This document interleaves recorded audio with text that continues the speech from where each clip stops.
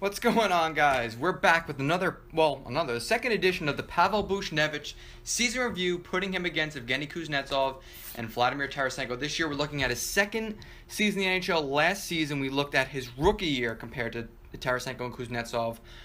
First and foremost, just gotta representing Buchnevich in this video because I went much more in depth this time around than I did the first time around.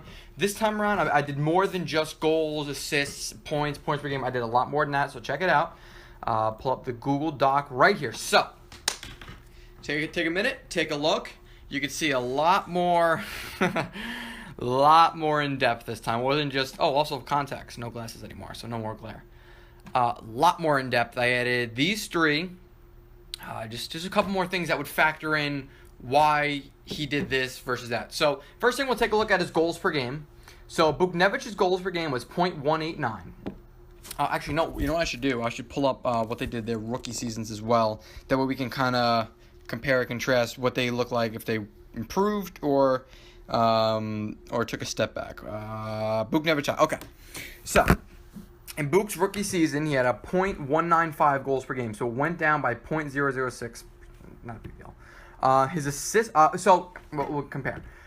His .189 was way lower than Tarasenko, and lot higher, fairly higher than Evgeny Kuznetsov. So again, just like his rookie year, where he fell in between in goals, assists, and points, he's already falling in between those two in goals. I'll talk about that again later. I'm getting way ahead of myself. I'm all giddy. I'm getting ready, getting all hyped for this video. Now here is something that made me very happy because he's not in the middle in this category. Assists per game, .391. Tarasenko, .343. Kuznetsov, .325. So Kuznetsov actually, despite leading in assists per game last time we did this, was last in assists per game. Actually, his assists per game was the exact same as this. Actually, one second. That doesn't look right. That doesn't look right at all. Actually, no, that's right. That's 100% right. Okay, yeah. I'm getting old. I forget things. Where am I? Hold on a tick. I think I might have screwed up my own stats. Believe it or not. Or last year I screwed up the stats. I think last year I looked at his second season, not his first season. Yikers. We'll see what that's all about. Let's just double check. I might have goofed. Let's take a looker. That's right. I didn't count this as a rookie. I counted this as his rookie season. Shit. So, I guess we'll count this as a second season because the second season was heads and tails beyond what the other two did. Well then. Let's just pretend this is his second season, shall we? I should have looked more into that. Yikes. I screwed up the first time I did this. Oh well, second time around is a charm, is it not? Alright. So assists per game, Buchnevich is second in their second season in the league. I goofed. Points per game. Tarasenko is number one by a landslide. Buchnevich is comfortably in second place. Kuznetsov is right there behind him. Okay, so just looking at that. So Buchnevich is in the middle with goals, in the middle with points, but leads in assists. I'm going to go ahead and say, let's just keep Kuznetsov's, let's just keep this as a second season. I screwed up the first time around because this is technically his second season because he surpassed the 9-game mark. So I guess it is his second season. He had a full season, off-season training, this and the other thing. Much less games played. So we're going to give Kuznetsov the nod here and there of being, not as experienced as Tarasenko and Buchnevich. Okay. So, 82-game pace, Buchnevich would have had, it wouldn't have made that much of a difference. He would have had 4 more points and another goal.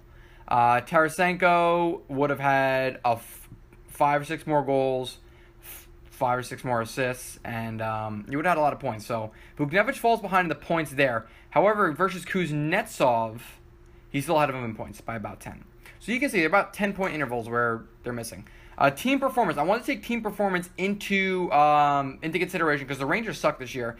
Buchnevich did not have a lot of help. So the Rangers missed the playoffs. They were finished eighth to last in the league. The Blues were tied fourth in the NHL. They made the playoffs. They had 52 wins, 7 overtime losses for 111 points, I believe that was. So he was on a very good team, whereas Buchnevich was not. As for Evgeny Kuznetsov, a very good team because the Capitals actually made the second round of the playoffs this season. I think they got eliminated by... I don't remember who they got eliminated by, but they did get eliminated that year. I believe this was the year that the Rangers won the President's Trophy. But I don't know. I could be wrong. I think that was the year. Okay.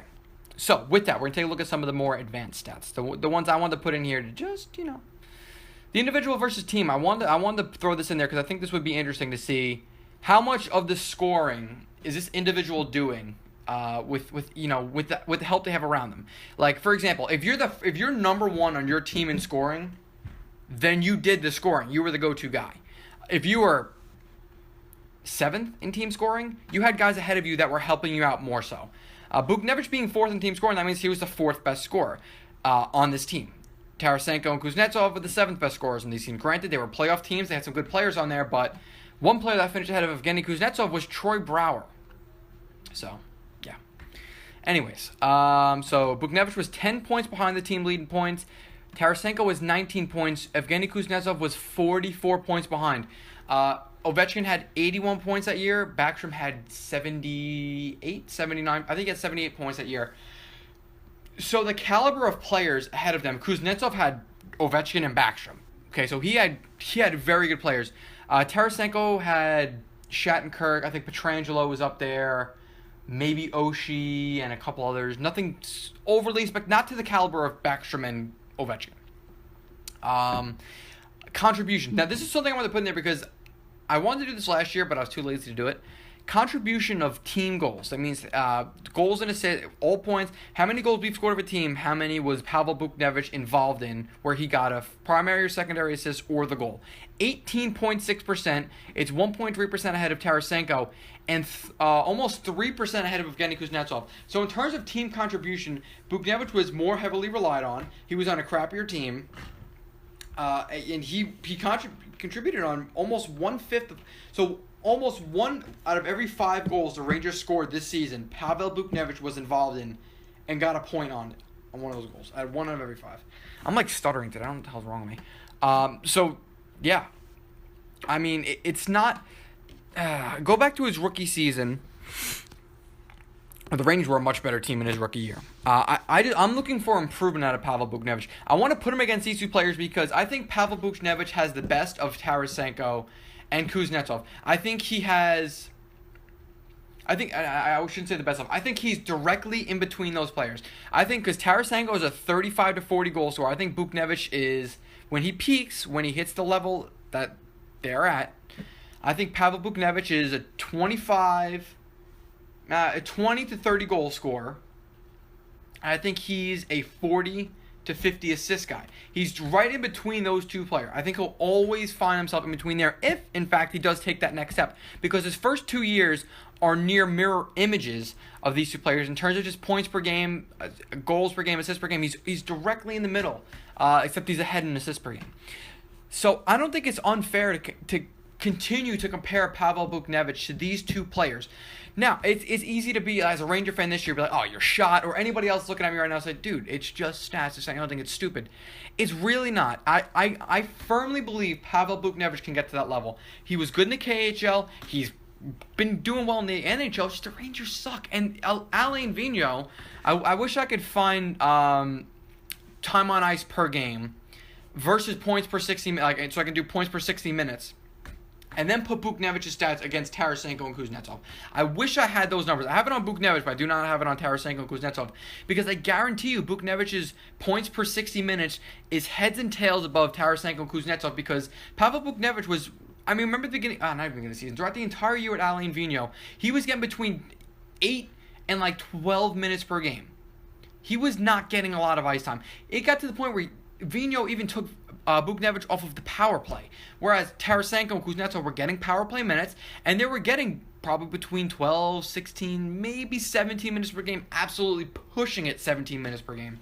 So they were getting plenty of ice time. Buchnevich is not getting ice time. So the fact that he's contributing as much as he is/was with the limited ice time he got it's beyond impressive. And as any Ranger fan could help me and vouch for me on this one, that Buchnevich does not get a lot of playing time in comparison to these other two players did in their second seasons.